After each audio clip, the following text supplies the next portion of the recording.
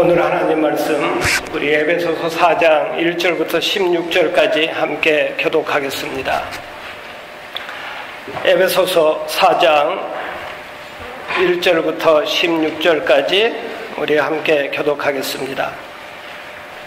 그러므로 주 안에서 갇힌 내가 너희를 권하노니 너희가 부르심을 입은 부름에 합당하게 행하여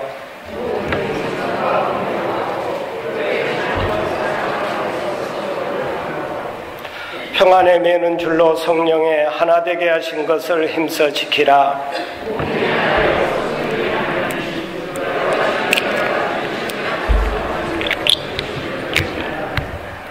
주도 하나이요 몸도 하나이요 세례도 하나이요 하나님도 하나이시니 곧 만유의 아버지시라. 만유 위에 계시고 만유를 통일하시고 만유 가운데 계시도다. 우리 각 사람에게 그리스도의 선물의 분량대로 은혜를 주셨나니 그러므로 이르기를 그가 위로 올라가실 때에 사로잡힌 자를 사로잡고 사람들에게 선물을 주셨다 하였도다. 올라가셨다 하였은즉 땅 아래 것으로 내리셨던 것이 아니면 무엇이냐. 내리셨던 그가 곧 마든 하늘 위에 오르신 자니 이는 만물을 충만케 하려 하심이니라. 그가 혹은 사도로 혹은 선지자로 혹은 복음 전하는 자로 혹은 목사와 교사로 주셨으니 이는 성도를 온전케 하며 봉사의 일을 하게 하며 그리스도의 몸을 세우려 하심이라. 우리가 다 하나님의 아들을 믿는 것과 아는 일에 하나가 되어 온전한 사람을 이루어 그리스도의 장성한 분량이 충만한 데까지 이르리니 이는 우리가 이제부터 어린아이가 되지 아니하여 사람의 괴술과 간사한 유혹에 빠져 모든 교훈의 풍조에 밀려 요동치 않게 하려 함이라. 오직 사랑 안에서 참된 것을 하여 범사에 그에게까지 자랄지라. 그는 머리니 곧 그리스도라. 그에게서 온몸이 각마를 통하여 도움을 입음으로 연락하고 상합하여 각 지체의 분량대로 역사하여 그 몸을 자라게 하며 사랑 안에서 스스로 세우느니라. 아멘. 이솝 우화 중에 이런 이야기가 있습니다. 사자가 산에서 사람들이 파놓은 함정에 빠졌습니다. 아무리 몸부림을 쳐도 나올 수가 없습니다.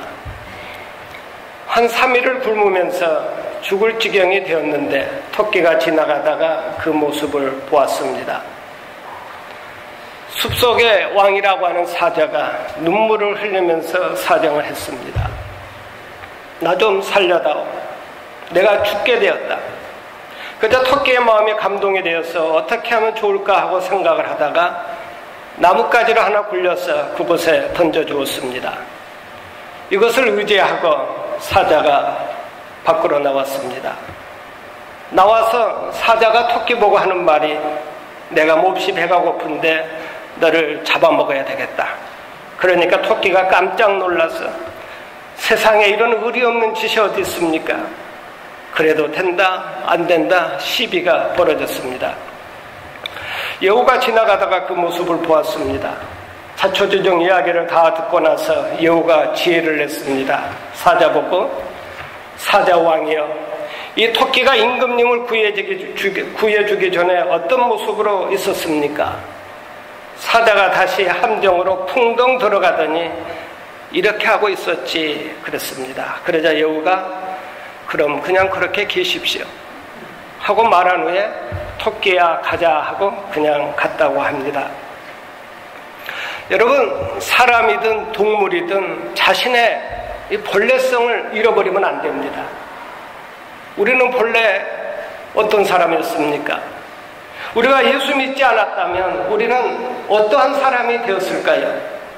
이것을 항상 생각하고 살아야 하는데 이것을 잊어버리기 때문에 문제가 생기는 것입니다.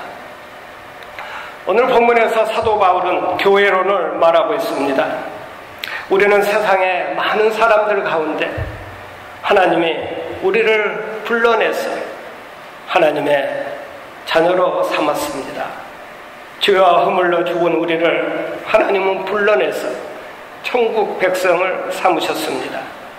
이 부르심 속에 삶의 의미가 있고 이 부르심 속에 미래를 향한 하나님의 약속이 있습니다. 그렇기 때문에 현재를 살아가는 우리는 어떻게 살아야 할까요? 따라하겠습니다. 부르심에 합당하게 살자. 오늘 본문 1절부터 3절을 보십시오. 제가 다시 읽겠습니다. 그러므로 주 안에서 갇힌 내가 너희를 구원하노니 너희가 부르심을 입은 부름에 합당하게 행하여 모든 겸손과 온유로 하고 오래 참음으로 사랑 가운데서 서로 용납하고 평안에 매는 줄로 성령의 하나 되게 하신 것을 힘써 지키라. 오늘 이 말씀에서 어떻게 사는 것이 그러면 부르심에 합당한 삶일까요? 우리 2절에 보면요, 부르심에 합당한 삶을 실천하기 위한 4가지 덕목을 우리 사도 바울이 말씀하고 있습니다. 그것은 겸손과 온유함과 오래 참음과 사랑 안에서 서로 용납하는 것입니다. 교회 안에서 아름다운 성도의 교제가 깨지고 교회가 하나 되지 못한 것은 우리 가운데 겸손하지 못하고 온유하지 못하고 오래 참지 못하고 사랑 가운데서 서로 용납하지 못한 행동들을 하는 사람들이 있기 때문입니다. 첫째로 성도는 겸손해야 합니다. 기독교인의 최고 미덕은 겸손입니다. 우리가 겸손하지 못하면 하나님을 믿을 수 없고 또 하나님 말씀에 순종할 수가 없습니다. 겸손이란 자신이 하나님의 피조물이라는 사실을 인정하는 것을 의미합니다. 그러나 천사장 루시퍼도 이것을 인정하지 않고 하나님과 같이 되려고 했을 때 사탄으로 변했습니다. 하나님은 겸손한 자를 사랑하시고 축복하십니다. 우리가 교만하지 않고 겸손하려면 항상 하나님의 눈으로 자신을 볼 수 있어야 합니다. 그러할 때에 우리에게서 나는 죄인입니다 라는 그런 고백이 터져나오는 것입니다. 둘째로 성도는 온유해야 합니다. 하나님은 온유한 사람을 축복하십니다. 이 온유란 말은 헬라어로 프라우테스, 참 특별한 말입니다. 잘 길들여진 동물을 뜻합니다. 아주 사나운 동물을 잘 훈련시키면 온유해지지 않습니까? 가라 하면 가고 오라 하면 오고 참 온유해집니다. 소도 훈련을 잘 시키면 소를 타고 다니기도 하고 또 농사에 이렇게 여러 가지로 참 도움이 됩니다. 우리 인간으로 말하자면 우리의 성품이 진리의 말씀으로 잘 길들여진 것이 온유입니다. 여러분, 이것은 하루아침에 되는 것이 아닙니다. 오랫동안 신앙생활을 하는 가운데 또 많은 시련과 환난을 통하여 또 믿음의 훈련을 잘 받아서 사람이 온유해지는 것입니다. 이제는 웬만한 소리가 들려와도 화가 나지 않습니다. 왜냐고요? 온유해졌기 때문입니다. 모세를 보십시오. 민수기 12장에 보면 모세가 실수를 했습니다. 하나님의 종이요 위대한 지도자인 모세가 그만 어쩌다가 실수를 했어요. 구스 여인을 첩으로 삼았습니다. 그러자 많은 사람이 비난합니다. 어떻게 하나님의 종이 첩을 둘 수 있느냐는 것입니다. 대표적으로 비난을 퍼부은 사람이 바로 모세의 누나였습니다. 그러나 성경은 모세에 대해서 어떻게 말합니까? 민수기 12장 3절에 보면 이 사람 모세는 온유함이 지면의 모든 사람보다 승하더라. 그 많은 사람들로부터 비난의 소리가 들려오는데도 모세가 잘 참자. 그 참는 모습을 보시고 하나님은 온유하다고 하셨습니다. 이 땅에서 모세처럼 온유한 사람은 없다. 오히려 하나님께서 모세 편을 들어주셨습니다. 여러분, 모세가 착한 일을 해서 복받은 것이 아닙니다. 온유해서 복받은 것을 잊지 마시길 바랍니다. 여러분, 온유라는 것이 모든 문제를 해결합니다. 이것이 하루아침에 됩니까? 오랜 신앙생활 속에서 훈련되어 이 온유한 성품이 되는 것입니다. 성도에게 그런 온유함이 있어야 합니다. 그래야 하나가 됩니다. 다툴 일이 없기 때문입니다. 부딪힐 일이 없으니까요. 이래서 하나가 된다, 그런 말씀입니다. 우리 셋째로 오래 참음이라고 했습니다. 우리가 구원을 온전히 이루고 교회를 세워가기 위해서는 여러분 오래 참아야 합니다. 하나님의 오래 참으심과 예수 그리스도의 오래 참으심을 배워야 합니다. 우리 성경에 나타난 예로 아주 유명한 이야기가 있습니다. 예수께서 사울을 참아주셨습니다. 그가 예수 믿는 사람들을 핍박하며 다메섹으로 예수 믿는 사람들을 잡으러 갈 때에 다메섹 도상에서 길을 딱 막으시고 바울에게 어찌하여 나를 핍박하느냐고 하십니다.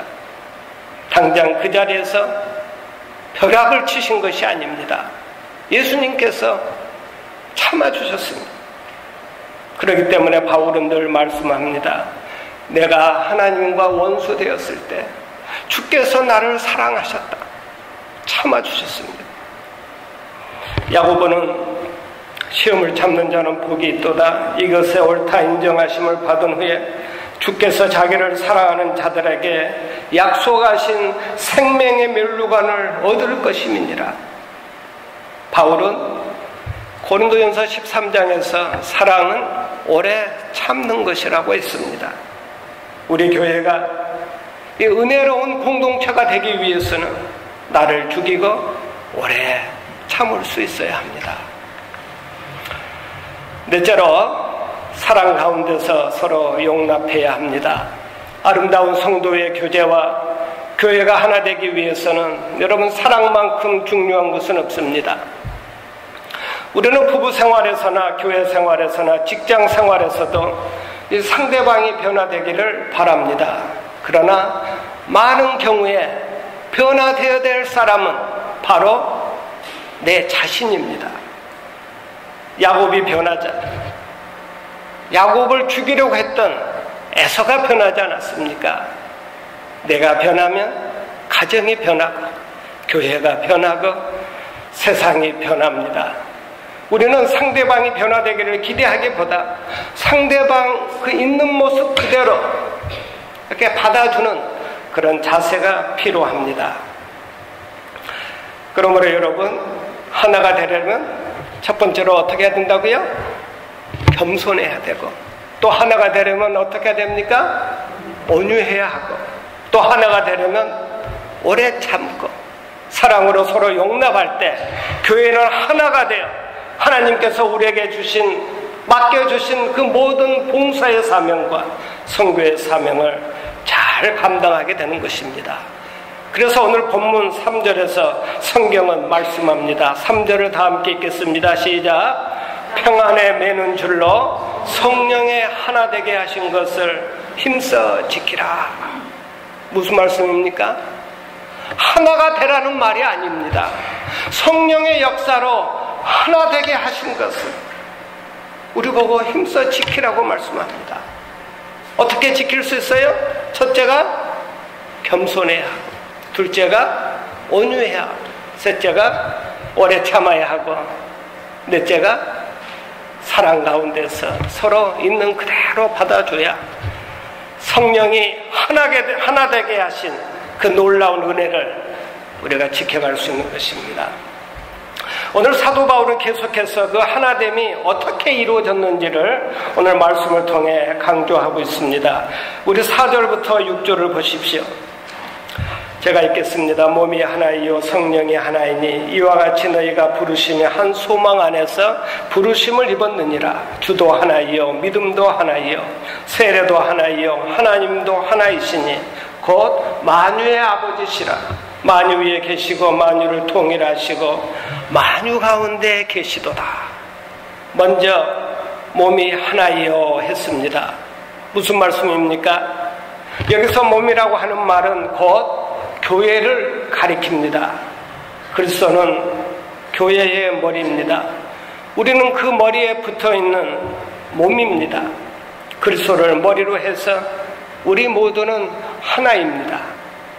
거기에 여러 가지 지체가 있습니다. 손도 있고 발도 있고 눈도 있고 코도 있고 여러 가지 있겠습니다만, 그러나 몸은 여전히 하나라는 것입니다.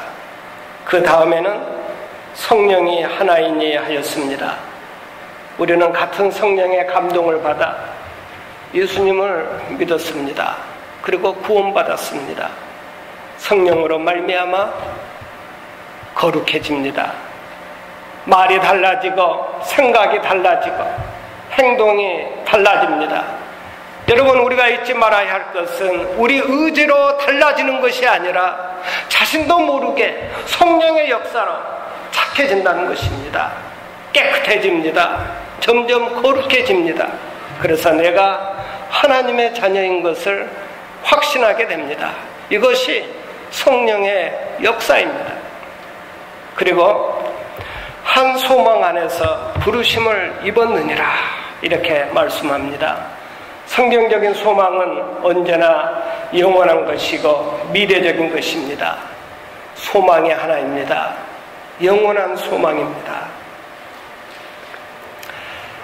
두 주 전에 새벽기도 시간에 제가 소개한 바 있는 그 헬렌 월스라고 하는 여인이 있습니다. 미국의 뉴욕주에서 실제로 있었던 일입니다. 헬렌 월스라고 하는 이 여인은 열심히 교회 봉사도 잘하고 여전도 회장도 지낸 아주 모범적인 그런 감리교 교인입니다. 그런데 대학 교수이기도 한 이 독실한 부인이 몸이 아파서 조사를 해보았더니 에이즈 환자로 판명이 났습니다. 그녀는 기가 막혔습니다. 에이즈의 원인은 7년 전에 어떤 병을 얻어서 부득이 수혈을 한 적이 있었는데 그 피가 불순한 것이어서 그만 에이즈 환자가 되고 말았습니다. 여기서 꼼짝 못하고 에이즈 환자로 이제 남은 생애를 얼마 동안 살다가 죽게 됩니다. 참으로 고민을 많이 했습니다. 이럴 때에 그녀가 쓴 시 한 편이 인터프리터라고 하는 기독교 잡지에 실렸습니다. 거기에 이런 글이 있습니다. 하나님, 왜 하필 내가 이런 일을 당해야 되는 것입니까? 나는 절망했고 화가 나서 견딜 수가 없습니다. 내 가슴은 찢어지고 극도로 우울합니다. 대학 일, 교회 일, 동네 일에 귀여운 손자까지 주시는 등 많은 문을 내 앞에 열어주시더니 왜 갑자기 모든 문을 단번에 닫아버리시는 것입니까? 이 글은 여기서 끝나지 않았습니다. 이 절망을 딛고 일어서서 그녀는 이렇게 글을 읽고 있습니다. 그러나 나는 지금 회개합니다. 내 구원의 주님, 예수 그리스도를 믿는 사람인 것을 잠시 잊었던 죄를 회개합니다.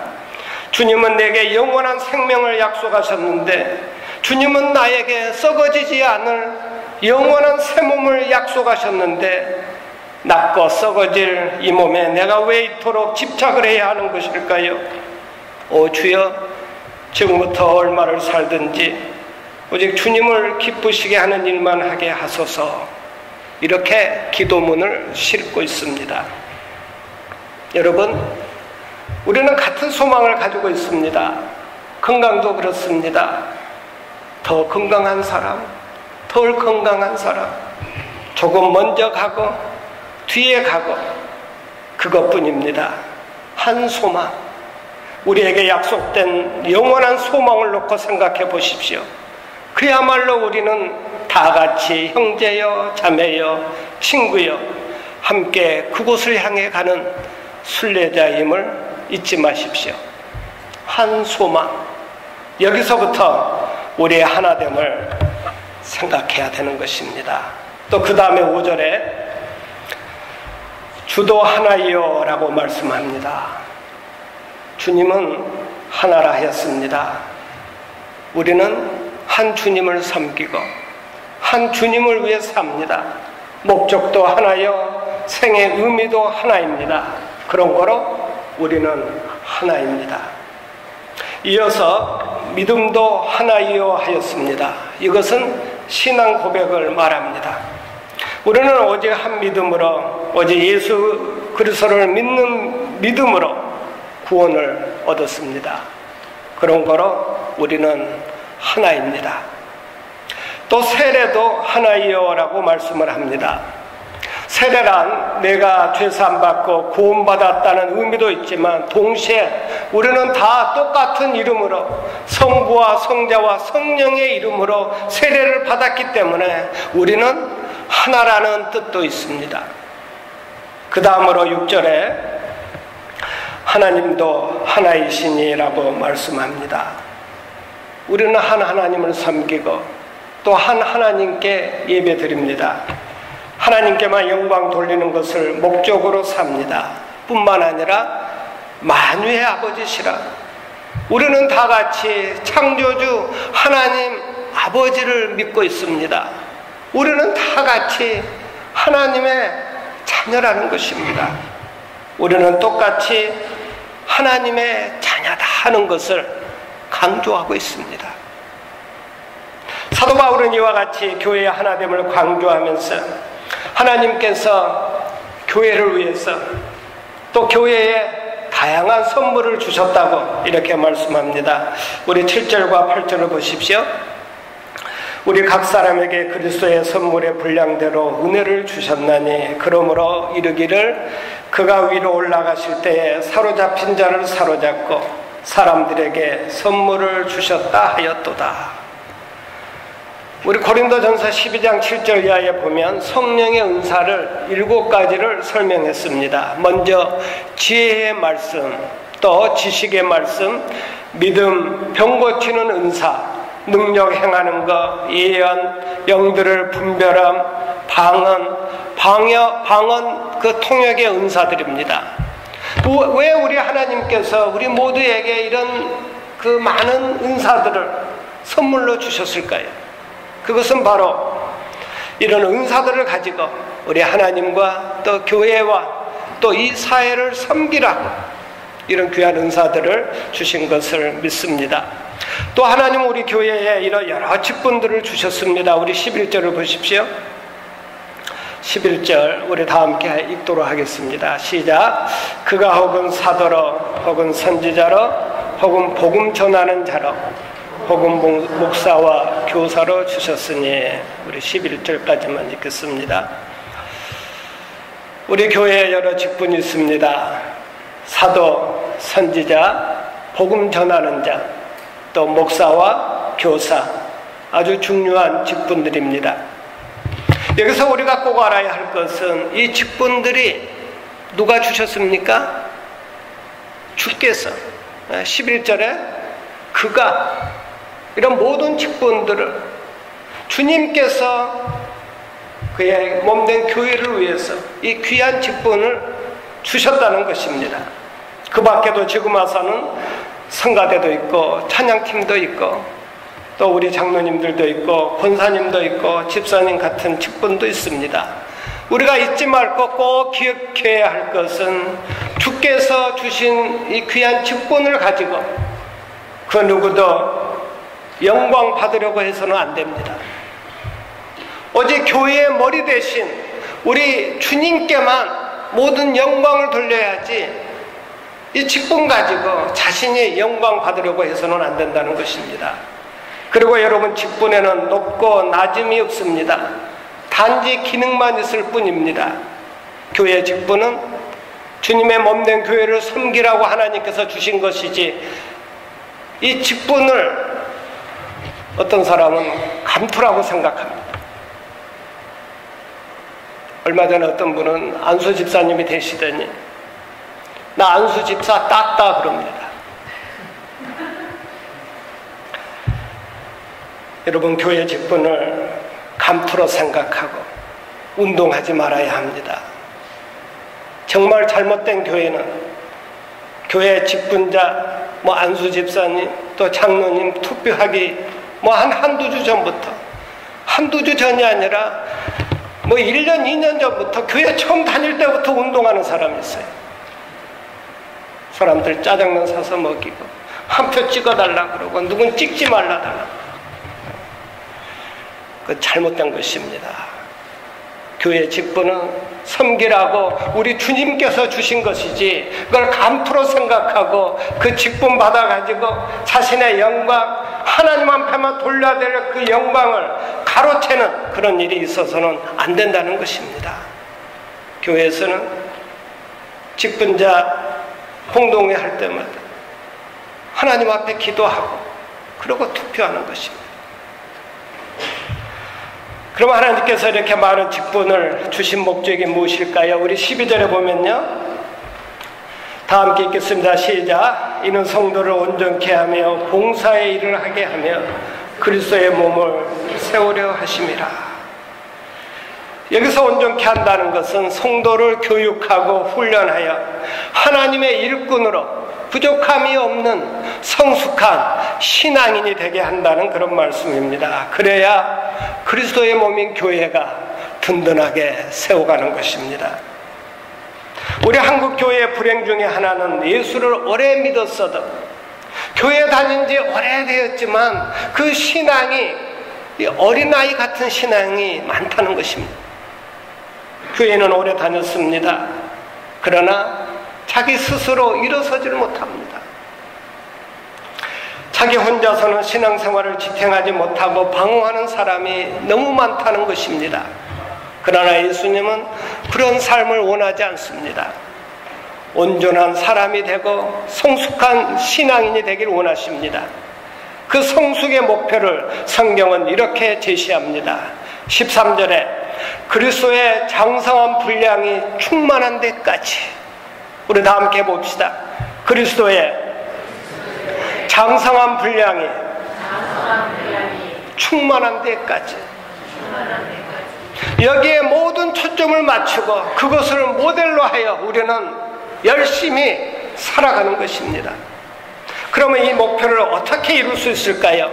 우리 14절을 보십시오. 14절. 이는 우리가 이제부터 어린아이가 되지 아니하여 사람의 괴술과 간사한 유혹에 빠져 모든 교훈의 풍조에 밀려 요동치 않게 하려 함이라.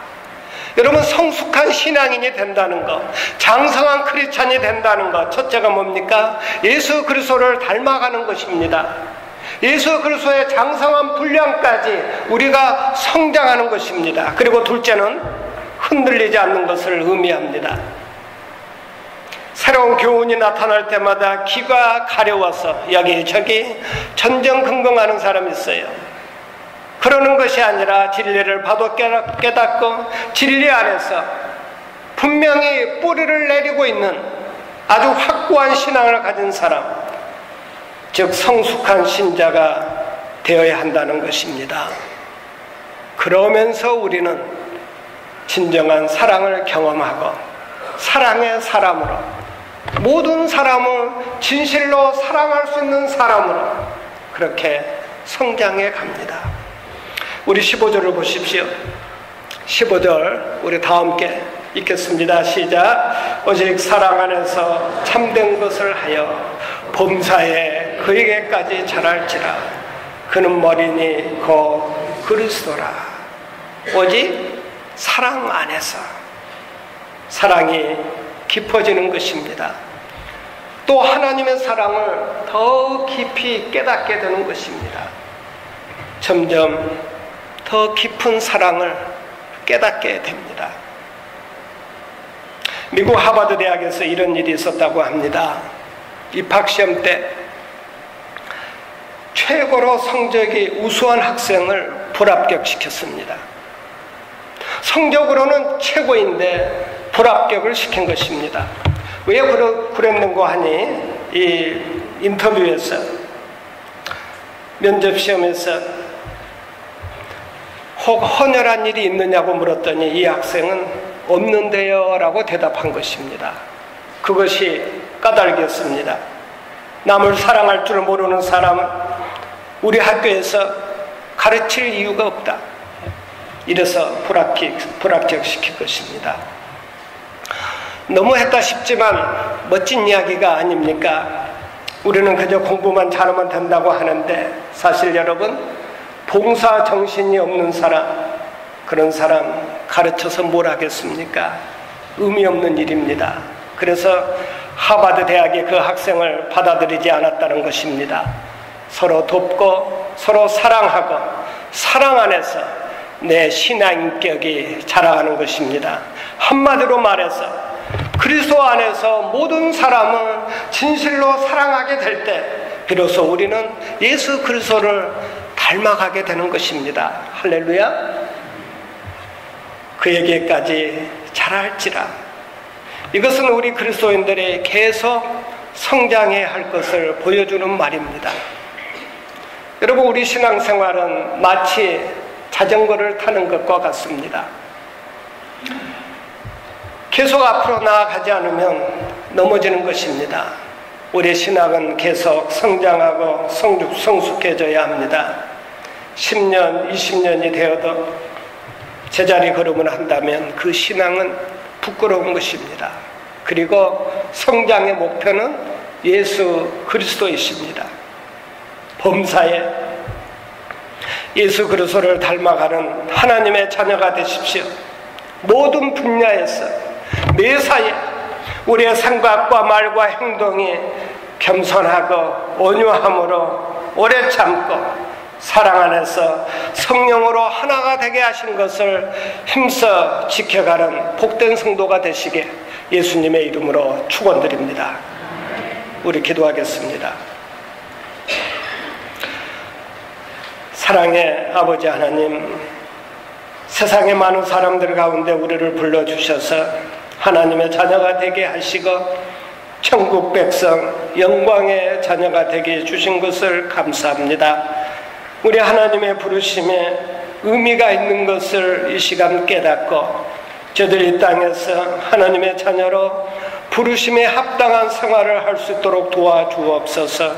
무엇보다도 더욱 겸손한 자가 되게 하시고 온유하고 오래 참고 사랑 안에서 서로 용납하여 성령께서 하나가 되게 하신 것을 힘써 지키는 우리 하나님의 자녀들이 다 되도록 도와주옵소서. 그리하여 우리 교회에 맡겨주신 귀한 사명들, 봉사의 사명, 선교의 사명을 잘 감당함으로 예수 그리스도를 닮아가는 그런 귀한 성도들이 다 되도록 축복하여 주옵소서. 예수님의 이름으로 기도드려나이다. 아멘.